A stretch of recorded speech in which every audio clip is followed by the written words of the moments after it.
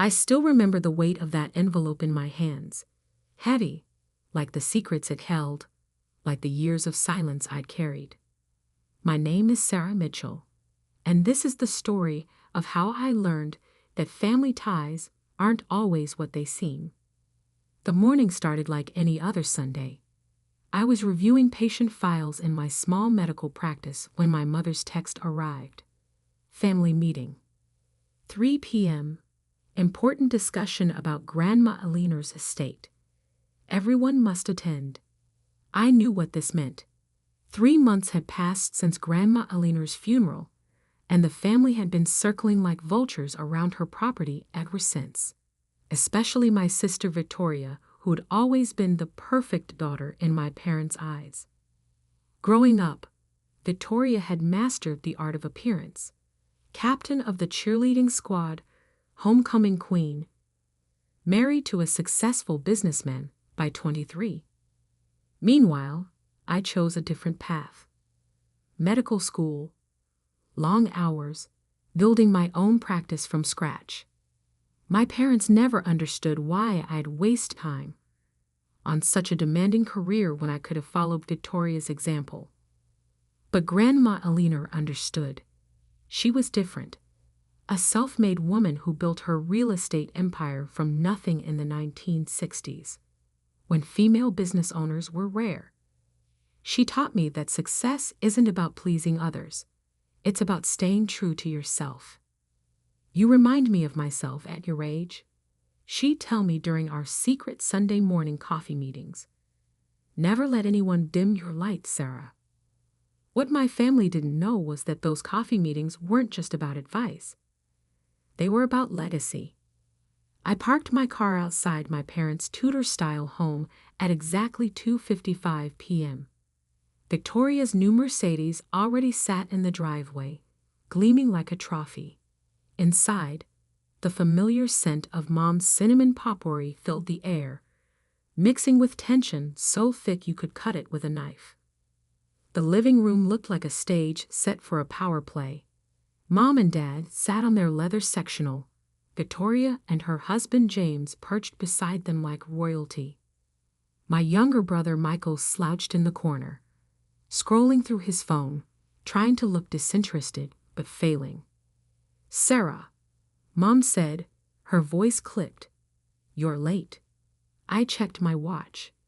3:01 p.m. Actually, I'm right on time. Victoria smoothed her designer dress, a predatory smile playing at her lips. "Now that we're all here, I have an announcement." She stood, commanding attention like she'd done since high school. "As you know, Grandma Aliner's main property, the Victorian on Maple Street, has been in limbo since her passing. Well, I have wonderful news." She pulled out a document with flourish. "I've been talking with the family lawyer. Since I'm the only one who's married, with a proper family life, it makes sense for James and me to take ownership of the house.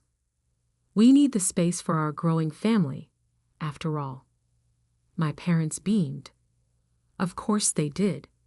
Victoria was giving them exactly what they wanted. A picture-perfect family to brag about at their country club.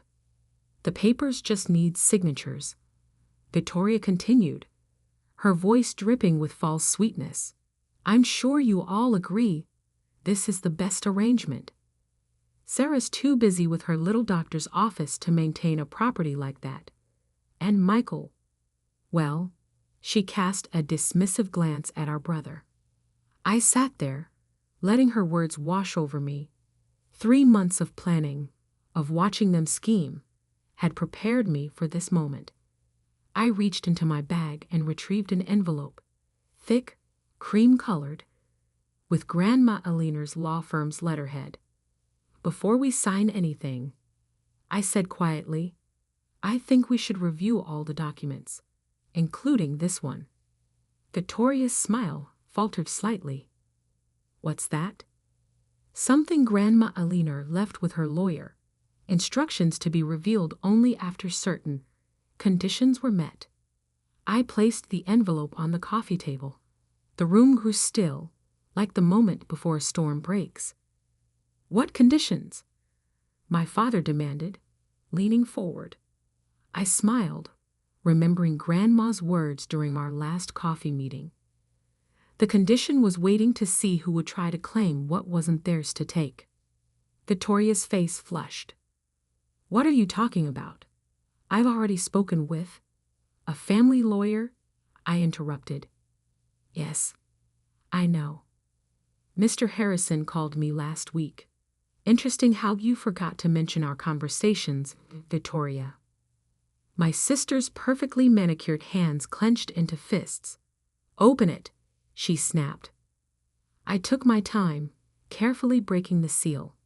The papers inside were crisp, official, bearing Grandma Aliner's distinctive signature. "Read it," I said, sliding the document across the table, especially the last page. "I think you'll find it illuminating." As Victoria snatched up the papers, I sat back, remembering all those Sunday mornings with Grandma, all the lessons she taught me about patience, perseverance, and justice. The truth was about to change everything. Victoria's face went from confident to confused to ashen as she read. Her hands began to shake. This can't be right," she whispered. Mom grabbed the papers from Victoria's trembling hands. Her eyes widened as she scanned the contents. 6 months ago, I said into the silence, Grandma Aliner legally transferred ownership of not just the Victorian, but all her properties to me. She also left specific instructions about how the family would react and what that would reveal about their true characters. The room erupted into chaos. Victoria lunged for the papers. My father started shouting about family loyalty, and my mother burst into tears. But I remained calm, just as Grandma had taught me. "There's more," I continued, my voice cutting through their protests. "Much more. And if you're ready to listen, I'll explain exactly why Grandma Aliner made the choice she did."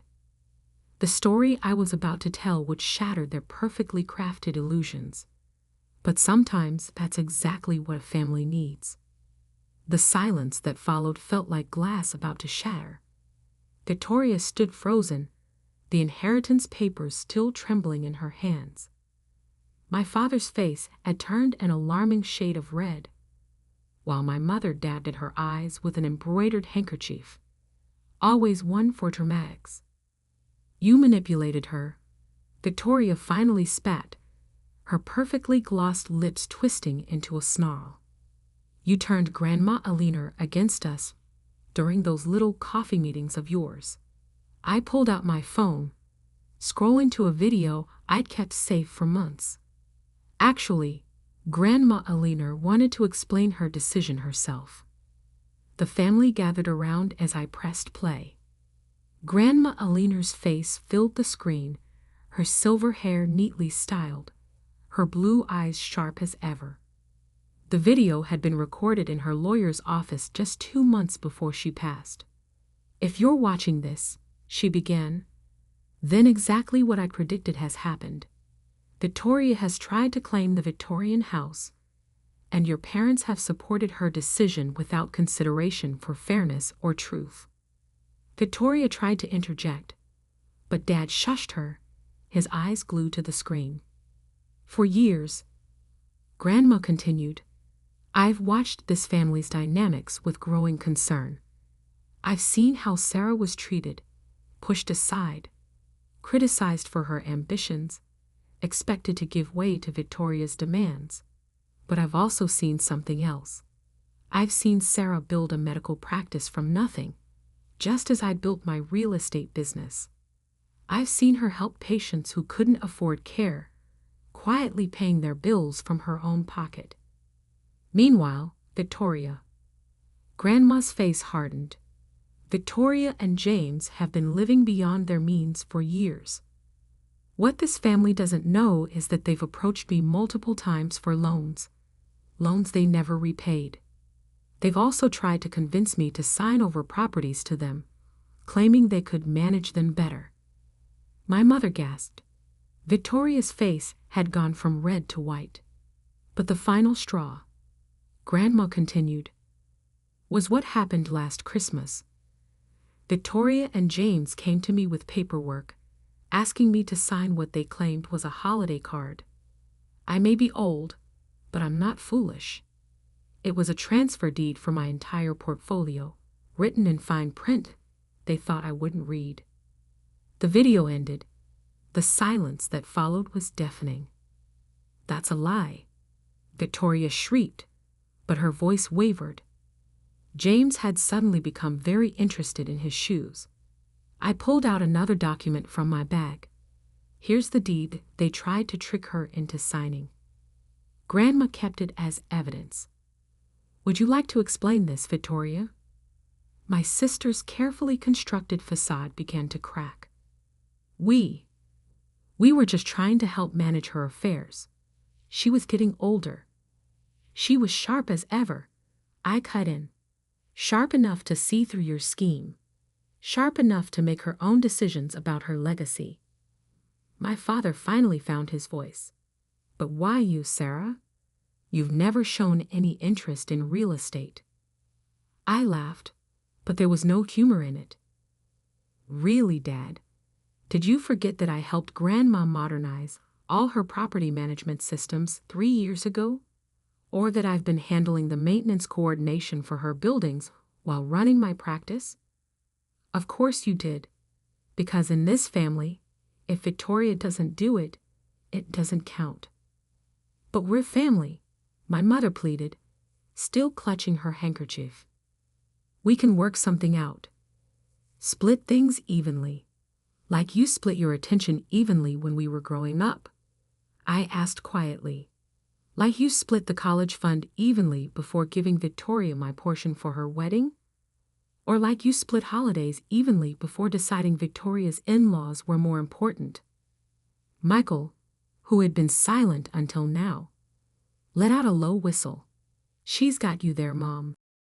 I stood up, gathering my things. The properties stay as Grandma Eleanor intended. I've already met with her management team, reviewed all accounts, and I paused, letting the next revelation sink in, discovered some interesting financial discrepancies during Victoria and James's brief time helping with the books. James finally looked up, fear flashing across his face. Victoria grabbed his arm, her knuckles white. What do you mean, discrepancies? My father demanded. I think that's a discussion Victoria and James should have with their lawyer, I replied calmly. I've already forwarded the documentation to the relevant authorities. Victoria lunged forward, her composure completely shattered. You can't do this to me. I'm your sister. Yes, you are, I agreed. And that's exactly why I'm doing this. Family doesn't mean enabling fraud, Victoria. It doesn't mean watching silently while you try to steal from our grandmother. I turned to my parents, who sat shell-shocked on their expensive couch. Grandma Eleanor left something for you too. A letter explaining exactly how she felt about your treatment of both your daughters. Would you like to read it now, or should I have it delivered with the rest of the legal documentation? My mother burst into fresh tears. My father's face had moved from red to purple. You'll regret this, Victoria hissed. We're not done. I smiled, remembering Grandma Eleanor's words from our last coffee meeting. Actually, Victoria, we are. But don't worry. I'll make sure the Victorians' new owners maintain it beautifully. New owners? James sputtered. What do you mean? I mean, I'm converting it into a medical residence for doctors in training. Affordable housing for people who actually want to help others. Grandma Eleanor loved that idea. As I walked toward the door, I heard Victoria's carefully curated world continuing to crumble behind me. But I wasn't finished. There was one more revelation to come, one that would shake this family to its very foundation. I turned back one last time. Oh, and Victoria, you might want to check your mail tomorrow. There's something about your perfect marriage that Grandma Alina discovered during her final investigation. Something I think Mom and Dad will find very interesting. The color drained from both Victoria and James's faces. They knew exactly what I meant, and tomorrow, everyone else would know too. The next morning dawned crisp and clear, but the storm I'd set in motion was just beginning to break. I sat in my office, reviewing patient files when my phone started buzzing. First my mother, then my father, then a stream of family friends and relatives. I let them all go to voicemail. They'd had years to listen to me. Now it was my turn to control the conversation. At exactly 9:00 a.m., I knew the certified letters had been delivered. I timed everything perfectly, just as Grandma Alina had taught me. Timing, Sarah, she'd said during one of our last meetings, is the difference between justice and revenge. The first text came from Michael. Holy shit, sis. You weren't kidding about Victoria's marriage. Mom's having a meltdown. I could imagine the scene at my parents' house as they read the private investigator's report Grandma Alina had commissioned before her death. The report revealed that James and Victoria's perfect marriage was built on a foundation of lies. Not only had James been embezzling from his company, which explained their mysterious wealth, but he has second family in Boston, a wife and 2 children predating his marriage to Victoria. The proof was irrefutable. Marriage certificates, birth certificates, bank statements showing regular transfers, and photos of James at his other son's baseball games just last month. Victoria had to have known. The timeline proved she discovered the truth 3 years ago, but chose to maintain the facade, rather than lose her status as the family's perfect daughter. My phone rang again. This time, it was James. What do you want? I answered coolly. Listen, he said, his voice desperate. We can make a deal. I have connections, money. Stolen money, I interrupted. And no, we can't make a deal. The SEC has already been notified about your creative accounting at work. Grandma Alina made sure of that before she died. He hung up. Seconds later, Victoria's name flashed on my screen. I let it ring. Instead of answering, I opened my email and sent a pre-written message to our extended family, the country club board where my parents were members, and Victoria's social circle. Not to be cruel, but to ensure the truth couldn't be buried this time. Dear friends and family, in light of recent revelations about fraud, bigamy, and attempted theft from our late grandmother's estate, I feel compelled to share the complete documentation of these events. Attached you'll find verified records that may help explain any sudden changes in Victoria and James's social status or living situation. The truth, though painful, is necessary. Regards, Sarah Mitchell, M.D. Within an hour, my parents' house had become ground zero for a Category 5 hurricane of scandal. Victoria's carefully curated world was unraveling thread by thread. At 2:00 p.m., my office door opened. I looked up to find my father standing there, looking older than I'd ever seen him. You knew, he said quietly. You knew everything. Grandma Alina knew everything. I corrected him. I just helped her document it. He sank into the chair across from my desk. Your mother, she's not handling this well. And how did she handle it when Victoria stole my college fund? Or when she kicked me out for choosing medical school over the husband Victoria picked for me? He flinched. We thought we were doing what was best. No, I cut him off. You did what was easiest. Supporting Victoria was always easier then acknowledging that I might have chosen a better path. Can we? He hesitated. Can we fix this? I pulled out another envelope, the last one. Grandma Alina thought you might ask that. She left this for you and Mom. It's not just a letter this time. It's a choice. He took the envelope with trembling hands. Inside, I continued, you'll find 2 documents. One is a commitment to family therapy, fully paid for by Grandma's estate. The other is a complete severance of family ties, including removal from all trusts and family accounts. You can't be serious. Deadly serious. Grandma Alina believed in second chances, but she also believed in earning them. You have 24 hours to decide. Do you want to rebuild this family the right way? Or do you want to cling to the lies you've told yourselves? He stared at the envelope for a long moment. And Victoria has her own choice to make. The evidence of James's fraud has already been submitted to the authorities. She can cooperate with the investigation or go down with him. That's her decision. Just then, my phone buzzed with a text from Michael. Victoria just tried to access her offshore accounts. They're frozen. She's screaming about buying a ticket to Boston to kill that bastard. Should I call someone? I smiled slightly. Justice has its own timeline, I told my father. Now, if you'll excuse me, I have patients waiting. He stood slowly, clutching the envelope like a lifeline. At the door, he paused. We really messed up, didn't we?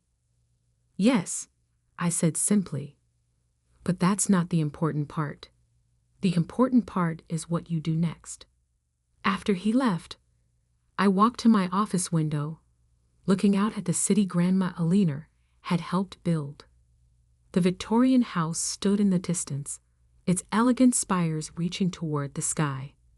By next month, it would be full of young doctors, starting their careers with the same determination I'd had. My phone buzzed one final time. A message from Victoria. I hope you're happy. You've destroyed everything. I typed back a single line. No, Victoria. You did that yourself. I just turned on the lights. Then I switched off my phone, picked up my next patient's file, and got back to work. Because that's what Grandma Alina taught me. Success isn't about destroying others. It's about building something meaningful from the ashes of what they tried to destroy in you. 3 months later, I sat in my favorite coffee shop, the same one where Grandma Alina and I used to meet. My parents had chosen therapy, though Victoria hadn't spoken to any of us since James's arrest. Michael had moved into one of the smaller properties, returning to college with a new appreciation for honest work. As I sipped my coffee, I opened Grandma Alina's journal, her last gift to me. On the final page, she'd written, Dearest Sarah, remember that strength isn't about having power over others. It's about having the courage to stand firm when others try to take your power away. You've always been my true heir, not because of what you'll inherit, but because of what you've built. Keep building, keep healing, keep standing tall. Love, Grandma Alina. I closed the journal, smiling as I watched the sunrise paint the sky in shades of possibility.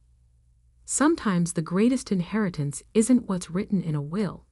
It's the strength to finally stand up and say, no more. The Victorian house stood proud against the morning light, its windows gleaming with promise. Inside, young doctors were already starting their days, carrying forward the legacy of healing and hope that had always been my true inheritance. And somewhere, I knew, Grandma Alina was smiling.